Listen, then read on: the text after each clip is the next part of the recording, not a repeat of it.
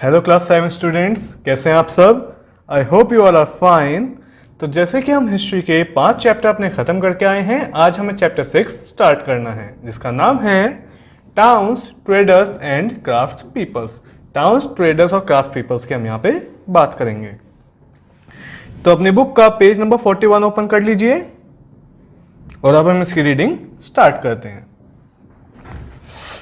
The growth of town in various part of the country was an important feature of the medieval India. Medieval India में जो growth थी towns की वो बहुत ज़्यादा important feature माना जाता है किसी भी country की growth में, क्योंकि जितने ज़्यादा town grow करेंगे उतनी ज़्यादा वो country grow करेगी। This was an outcome of the development of political and economic policy। ये outcome था किसका? Political policies का, economic policies का, जो मेड थे और फॉलोड बाय डिफरेंट रूलर, नए नए रूलर जो पॉलिसी ला रहे थे। With the development of towns variety of occupation में came about as compare to the primary occupation agriculture. जैसे जैसे टाउन, उसके बाद with the development of towns, जैसे टाउन्स का डेवलपमेंट हुआ वैसे वैसे नई नई जो नौकरियां थी, ऑक्यूपेशन के जो सोर्सेज थे वो चेंज हो रहे थे एग्रीकल्चर के अलावा भी। The establishment of a sound system of currency during the Sultanate period gave a new definition to urban economy। जो हमारे करेंसी को नई चीज़ें मिल रही थी, करेंसी चेंज हो रही थी सल्तनत पीरियड में, वो चीज़ अर्बन इकोनॉमी के लिए बहुत ज़्यादा हेल्पफुल हुई। Town of the medieval period include pilgrimage और होली टाउन्स। कौन कौन से टाउन थे, कैसे कैसे? पहले टाउन थे हमारे पिलग्रिमेज, जिसे हम क्या बोलते हैं, और होली टाउन। इसके अलावा जो दूसरे थे वो थे पोर्ट टाउन, और जो तीसरे थे वो थे हमारे पोर्ट के बाद कोर्ट या कैपिटल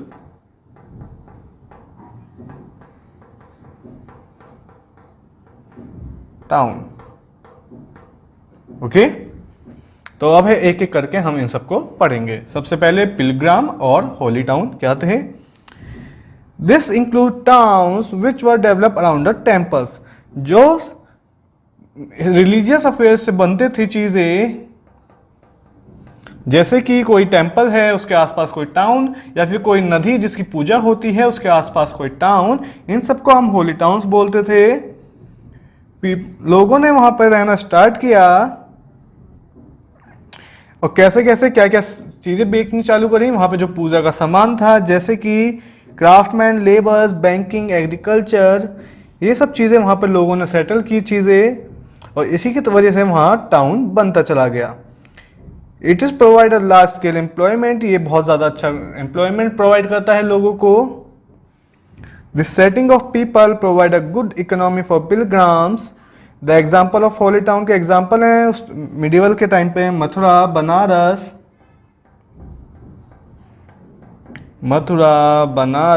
नासिक, ये सब एग्जाम्पल हैं किसके? पिलग्राम, मतलब जैसे जहाँ पूजा वगैरह का ज़्यादा चीज़ें होती हैं। दूसरा है हमारा पोर्ट टाउन।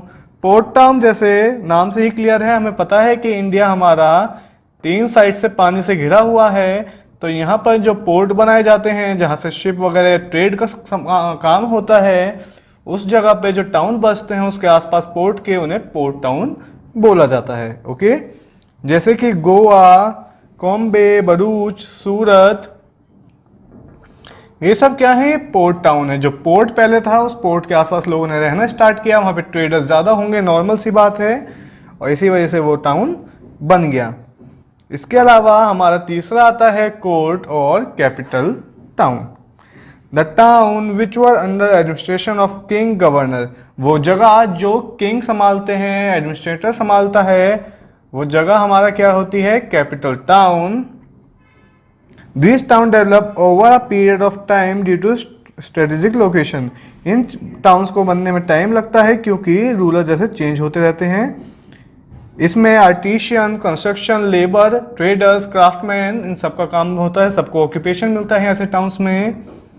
इसके अलावा इन टाउन्स की पॉपुलेशन जो होती है बाकी जो 2 टाउन से ज़्यादा होती है, moreover existence of capital town to extend dependent on royal patronage. और मेनली जो ये कोर्ट होते हैं, कैपिटल टाउन्स होते हैं, जहाँ पर रॉयल लोग ही रहते हैं, राजा महाराजा की फैमिली के लोग या उसके काउंसिल के लोग। एग्जाम्पल है इसका, जैसे दिल्ली, आप जानते हैं दिल्ली कैपिटल थी, आगरा भी कैपिटल थी मिडिवल इंडिया में, देवगिरी भी कैपिटल थी। तो ये सब एग्जाम्पल हैं किसके, कैपिटल टाउन के। इसके बाद आता है हमारी next heading, founded town. Town कैसे कैसे फाउंड हुए।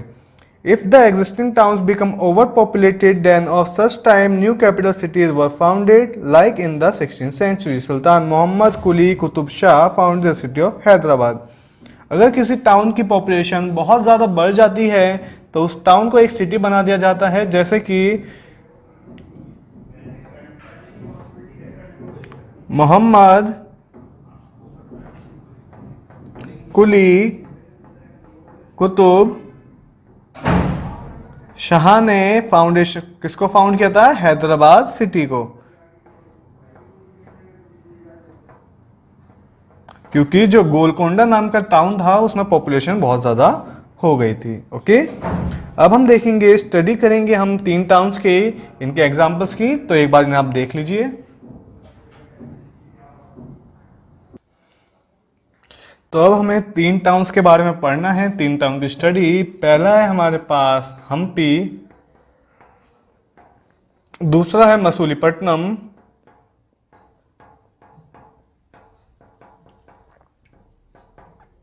और तीसरा है हमारे पास सूरत। अगर हम आज के टाइम की बात करें तो हम्पी हमारा पड़ेगा कहाँ, कर्नाटका में।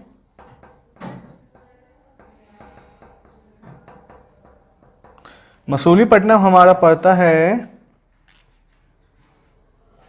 कोरोमंडल कोर्ट में।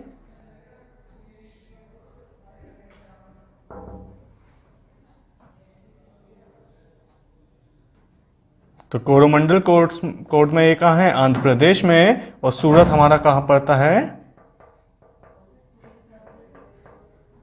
गुजरात में।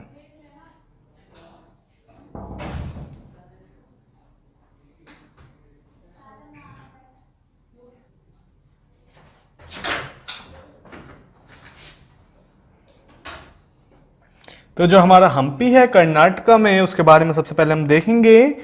ये हमारे कर्नाटका स्टेट का एक विलेज है जो कि कौन से किंगडम में आता था, विजयनगर किंगडम का ये पार्ट था मिडिवल इंडिया के टाइम पे, मिडिवल हिस्ट्री के टाइम पे। तो विजयनगर की कैपिटल थी ये। इसे एक यूनेस्को साइट भी माना जाता है। एक ये क्या है, रिलीजियस सेंटर है। तो किस चीज का एग्जाम्पल हुआ ये, होली टाउन का। ओके,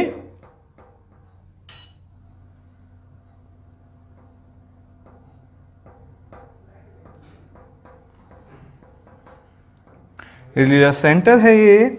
इसे यूनेस्को ने वर्ल्ड हेरिटेज साइट भी बनाया हुआ है। क्या बनाया हुआ है, वर्ल्ड हेरिटेज साइट बाय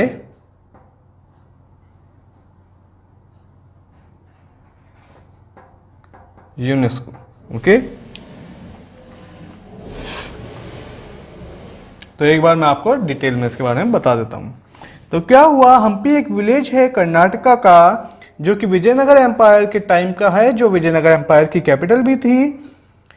ये एक रिलीजियस प्लेस है, इसलिए इसे यूनेस्को ने वर्ल्ड हेरिटेज साइट भी बोला गया है। यूनेस्को एक ऑर्गेनाइजेशन है इंटरनेशनल जो कि जगह जगह को वर्ल्ड हेरिटेज साइट बनाती है, जो भी हिस्टोरिकल इंपॉर्टेंट रखती हैं जगह, जिससे उन जगह की देखभाल सही से हो सके। इसके अलावा हम्पी ट्रेडिशनली नोन एज पंपा, हम्पी को पहले पंपा नाम से बोला जाता था।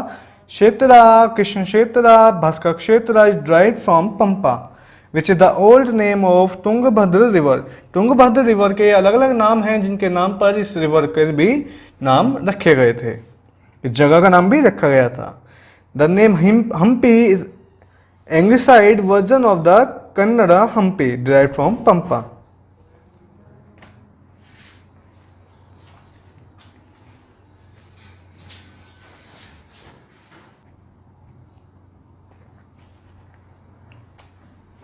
इसके बाद अगर हम देखेंगे हम्पी के बाद जो हम्पी का नाम रखा गया, The Emperor Ashok mined rock ethics in Nittur and Udegolam lead one of belief that this region was within the Ashokan kingdom.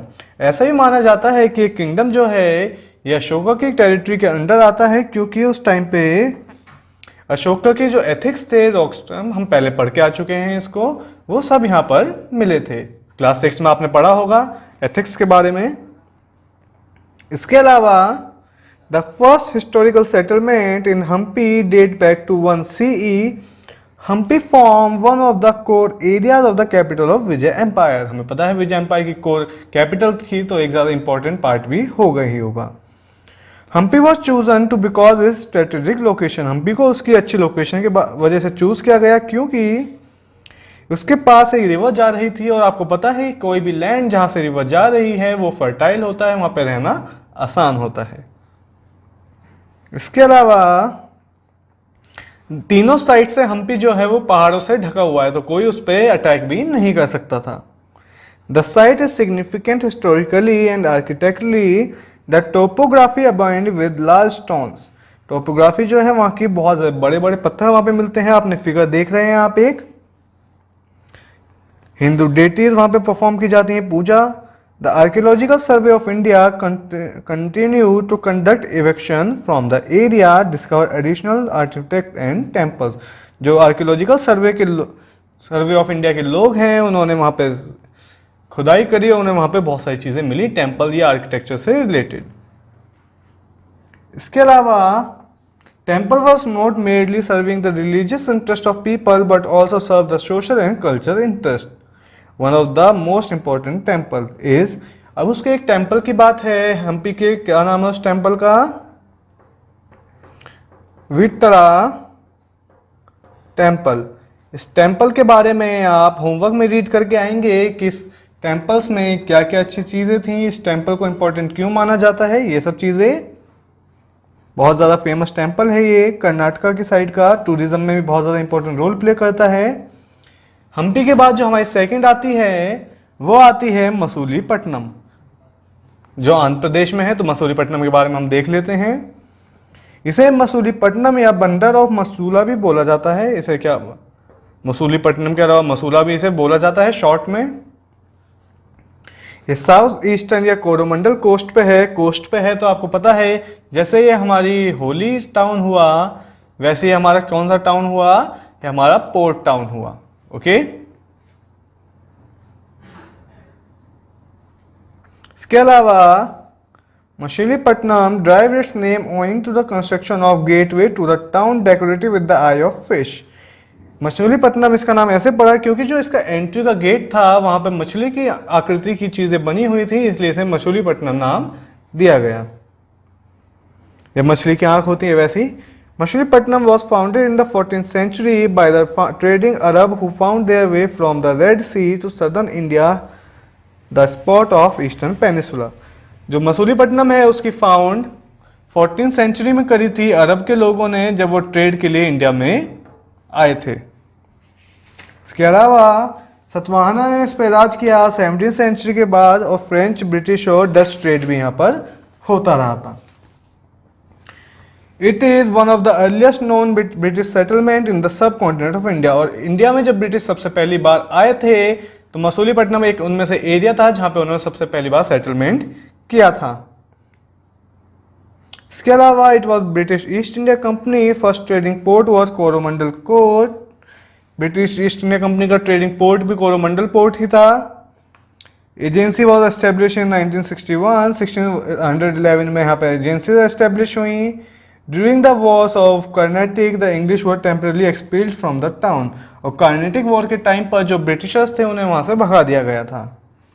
Which was held by the French for some year. कुछ time तक French ने भी इस पर राज किया। तो आप देख सकते हैं ब्रिटिश और फ्रेंच का यहाँ पर राज रहा था इस एरिया में। इसके अलावा it is a small fishing town. बहुत ज़्यादा छोटा एक टाउन है जहाँ पे फिशिंग होती है। He was carpet weaving industry. यहाँ पे कारपेट बनाने का काम होता है। चावल, ऑयल सीड, साइंटिफिक इंस्ट्रूमेंट यहाँ पे बनते हैं, वो चीज़ें जिन्हें पानी की ज़्यादा ज़रूरत होती है। Masulipatnam is well known for Kalamkari painting. कौन सी पेंटिंग के फेमस है ये? कलमकारी पेंटिंग के लिए ये जगह बहुत ज्यादा फेमस है। ओके, इसके अलावा जो आर्ट था वहाँ कुतुब शाही ने इंट्रोड्यूस किया था तेलुगु कंट्री में। वेवर्स का यहाँ पे बहुत अच्छा रोल है 19th सेंचुरी के टाइम पर। आज के टाइम पर अगर देखा जाए तो मसूलीपट्टनम के जो लोग हैं उनकी बहुत अच्छी रेपुटेशन है फ्रेश चीज़ें बनाने में। ओके, नेक्स्ट है हमारे पास सूरत, जो कि कहाँ का है? गुजरात की एक जगह है। Previously known as Suryapur. Surat को पहले क्या बोला जाता था? सूर्यपुर सूरत को पहले बोला जाता था। सूरत इज सिटी ऑफ फ्लाईओवर। सूरत को सिटी ऑफ फ्लाईओवर भी नाम से भी जाना जाता है क्योंकि यहां पर बहुत ज्यादा फ्लाईओवर्स बने हुए हैं। Surat is mention in the Sanskrit epic the Mahabharata when lord Krishna stop there on his way from Mathura to Dwarka. Surat का जिक्र महाभारत में भी आता है। जब लॉर्ड कृष्णा मथुरा से द्वारका आ रहे थे तो उन्हें बीच में रोक दिया गया था, तो वो सूरत में ही रुके थे।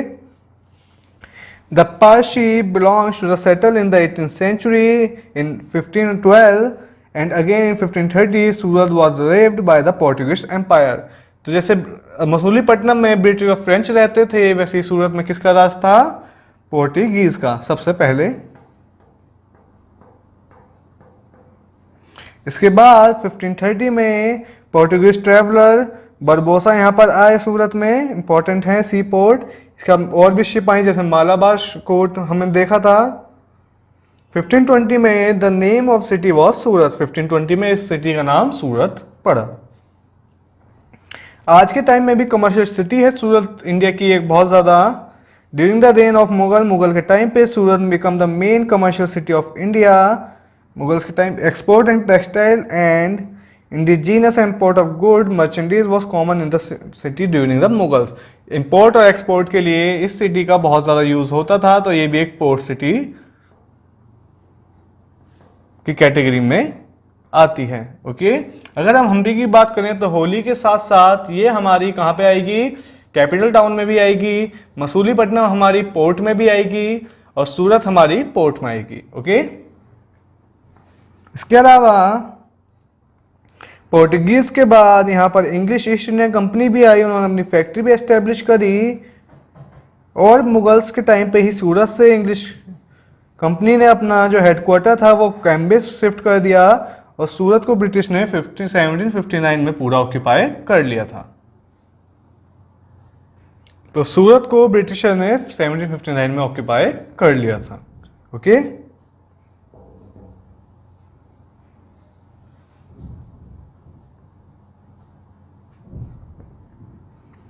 नेक्स्ट है हमारे पास craft of medieval India. Medieval India में जो क्राफ्ट था वो कैसा था? The medieval period of Indian history in the context of handicraft showed a marked shift from north India to Deccan. North India और डेक्कन का अगर हम क्राफ्ट का काम देखते हैं तो बहुत ज़्यादा उसमें अंतर दिखता है हमें। दिल्ली सल्तनत में अलग तरह का क्राफ्ट था, उसके बाद जब हमारे मुगल्स आए तो उनके टाइम पे अलग था, चोलास के टाइम पे अलग था, विजयनगर के टाइम पे अलग था। The fine example of stone craving from central India can be sent in the form of Khajuraho temple build by Chandelas. जैसे उस टाइम पे क्या था, सिल्क वेविंग, ब्रॉन्ज के मूर्तियां बननी, ये सब काम बहुत ज्यादा कॉमन हो चुके थे। इसके अलावा ऑर्नामेंट बनते थे लकड़ी के, स्टोन कार्विंग होती थी, मतलब पत्थर को ऐसे तराशा जाता था। Can be found in medieval temple of Jagannathpuri. Jagannathpuri में भी ये चीजें देखी जाती हैं। तो दो टेम्पल के एग्जाम्पल हैं हमें कौन कौन से? खाजुराहो टेम्पल और दूसरा टेम्पल जो है खाजुराहो के बाद वो है जगन्नाथपुरी।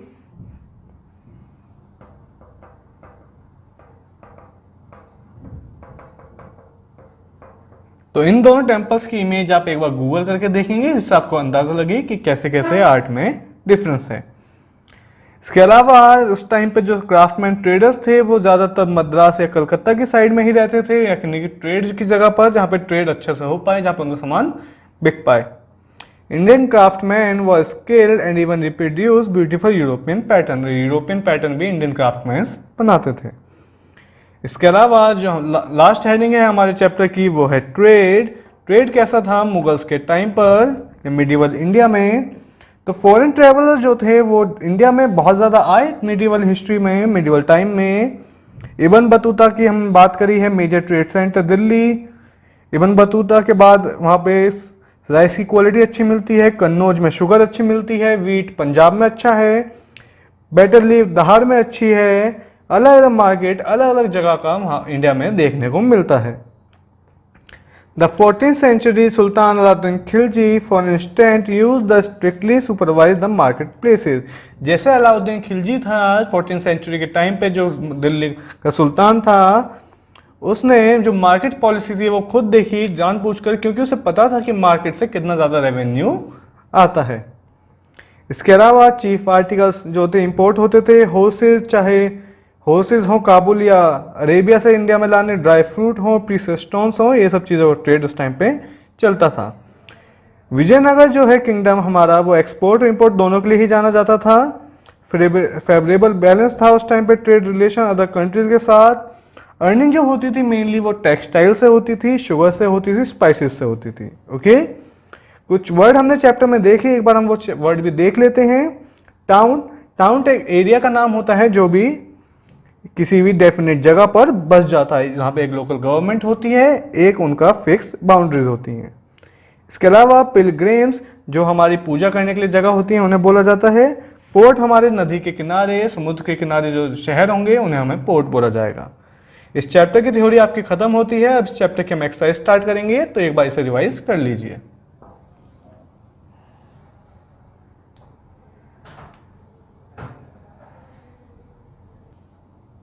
पहली एक्सरसाइज स्टार्ट करते हैं अब हम। पहली एक्सरसाइज है हमारी टिक द करेक्ट आंसर। पहला question, the city of Hyderabad was founded by. Hyderabad किसने फाउंड की थी? तो हमें पता है हैदराबाद फाउंड की थी कुली कुतुब शाह ने, मोहम्मद कुली कुतुब शाह ने। तो कौन सा नंबर का ऑप्शन है ये ऑप्शन है हमारा थर्ड। तो थर्ड ऑप्शन हमारा क्या हो जाएगा यहाँ पर? सही। सेकंड स्टेटमेंट देखेंगे अब हम। सेकंड स्टेटमेंट है हमारी Hampi was also known as. Hampi का दूसरा नाम क्या है? Suryapur, Kishkindha, none of this, या फिर बोथ फर्स्ट एंड सेकंड। तो हमें पता है हम्पी का दूसरा नाम है किष्किंधा, तो ऑप्शन नंबर सेकंड यहां पे हो जाएगा सही। थर्ड देखते हैं, कैपिटल ऑफ विजयनगर। विजयनगर की कैपिटल, बहुत ही ज्यादा इजी क्वेश्चन। विजयनगर की कैपिटल थी हम्पी, क्योंकि हमने ये बहुत बार पढ़ के आए हैं। तो इसका क्या सही हो जाएगा answer? Option number second. Fourth देखते हैं हम। Who describes Surat as an important sea port? किसने सूरत को एक इंपॉर्टेंट सी पोर्ट बताया था? क्या वो डुआर्ट बरबोसा थे, इब्न बतूता थे, या मुगल्स थे? तो इसका सही आंसर क्या होगा? इसका सही आंसर होगा हमारा डुआर्ट बरबोसा, जिन्होंने सूरत को एक इंपॉर्टेंट सिटी पोर्ट बताया था इंडिया का। तो ऑप्शन नंबर फर्स्ट यहां पे हो जाएगा सही। फिफ्थ देखते हैं अब हम। The ruin of Hampi has been declared as World Heritage Site। World Heritage Site किसने हम्पी को डिक्लेयर किया है? क्या वो यूनेस्को है, यूनिसेफ है, या यूनेस है? हमें पता है कि यूनेस्को ही वर्ल्ड हेरिटेज साइट किसी भी चीज को डिक्लेयर करता है। तो ऑप्शन नंबर फर्स्ट यहां पे हो जाएगा सही। अब आते हैं हम सेकंड एक्सरसाइज पर, जो कि हमारी फिलअप्स। पहली statement, Surat is known as city of. Surat को कौन सी सिटी बोला जाता है? तो सूरत को बोला जाता है city of fly over. Okay. Second, Mathura is a dash town. Mathura कैसा टाउन है? तो मथुरा में टेम्पल्स ज्यादा है, तो मथुरा हमारा क्या हुआ? Holy town. Third, Vitthala temple. Vitthala temple हमारा कहाँ पे सिचुएटेड है? मैंने आपको होमवर्क में दिया है इसके बारे में पढ़ने के लिए। तो विथला टेम्पल हमारा कहाँ पे होगा? हम्पी में। Fourth, Masulipatnam was famous for dash painting. Masulipatnam में कैसी पेंटिंग होती थी? तो वो पेंटिंग होती थी हमारी कलमकारी पेंटिंग। फिफ्थ देखते हैं अब हम। Dash describe Delhi as a major trade centre. किसने दिल्ली को एक मेजर ट्रेड सेंटर बताया था? तो इससे पहले हम पढ़ के आए थे सूरत को बताया था एडवर्ड बरबोसा ने। तो दिल्ली को किसने बताया था? इब्न बतूता ने। ओके, नेक्स्ट एक्सरसाइज हमारी ट्रू एंड फॉल्स। पहली statement, temples were only for religious interest of people. Temple बस रिलीजियस इंटरेस्ट के लिए होते हैं लोगों के। बिल्कुल फॉल्स स्टेटमेंट है, क्योंकि टेम्पल्स हमारे सब रिलीजियस नहीं, कल्चर को भी हमारे टेम्पल्स ही दिखाते हैं। Second, Masulipatnam was also known as Kishkindha. Masulipatnam को किष्किंधा भी बोला जाता था। तो एक गलत है, मसूलीपट्टनम को किष्किंधा नहीं बोला जाता था, हम्पी को किष्किंधा बोला जाता था। तो ये स्टेटमेंट भी हमारी क्या हुई? False. Next, Surat was a British settlement from the beginning of 17th century. Surat British settlement में था 17th सेंचुरी में। ये स्टेटमेंट बिल्कुल फॉल्स है। पोर्टुगीज के पास था उस टाइम में ये। Next is export of species were common in Surat. Surat में एक्सपोर्ट जो था स्पीशीज का बहुत ज्यादा होता था। तो ये गलत स्टेटमेंट है, ये स्टेटमेंट आएगी मसूलीपट्टनम के लिए। लास्ट देखते हैं हम। Khajuraho temple was built by Chandelas. Khajuraho temple जो है वो चंदेलास ने बनवाया था। बिल्कुल ट्रू स्टेटमेंट है। मैंने आपको बोला है आपको इसकी इमेज एक बार गूगल करके देखनी है। नेक्स्ट एक्सरसाइज है हमारी आंसर इन ब्रीफ। पहला question, why was Hampi chosen as the capital of Vijayanagar. हमें पता है हम्पी विजयनगर की कैपिटल क्यों चूज हुई। सबसे पहली बात, उसकी जो लोकेशन थी वो बहुत ज़्यादा अच्छी थी। क्यों? क्योंकि 3 साइड से वो पहाड़ों से ढका हुआ था और एक साइड उसके नदी बह रही थी, जिस वजह से उन्हें फूड भी आसानी से अवेलेबल हो जाता था। कौन सी रिवर थी वो? तुंगभद्र रिवर। नेक्स्ट है, name 2 Holi town. 2 Holi towns के नाम देने हैं हमें। तो कौन कौन से होंगे? एक हो गया मथुरा, एक हो गया तिरुपति। ओके, तिरुपति बालाजी के बारे में आपने जरूर सुना होगा। अगला है हमारा define court town. Court town हमारे कौन से होते थे? तो कोर्ट टाउन का दूसरा नाम क्या है? Capital town. तो जहां पे किंग्स की फैमिली, रॉयल फैमिली रहती थी, उस जगह को हम कोर्ट टाउन बोलते थे। Next, why was Masulipatnam as Machilipatnam. Masulipatnam को मछलीपट्टनम क्यों बोला जाता है? क्योंकि जो उसका एंट्रेंस गेट है वहां पर आई ऑफ फिश, दैट मीन मछली की आंख की आकृति बनी हुई है, जिस वजह से इसे मछलीपट्टनम भी बोला जाता है। Next is what are holy town. तो होली टाउन हमारे क्या होते हैं? होली टाउन्स हमारे वो टाउन्स हैं जहां पे टेम्पल्स बने होते हैं, जहां पूजा ताजा होती है या फिर रिलीजियस फंक्शन परफॉर्म किए जाते हैं। ओके, नेक्स्ट एक्सरसाइज आपकी आंसर इन डिटेल आपके लिए होमवर्क में हर बार की तरह। तो इसी के साथ आपका ये चैप्टर फिनिश होता है। अब हम मिलेंगे नेक्स्ट चैप्टर के साथ, तब तक आप एक बार इसे रिवाइज कर लीजिए। Bye bye, take care.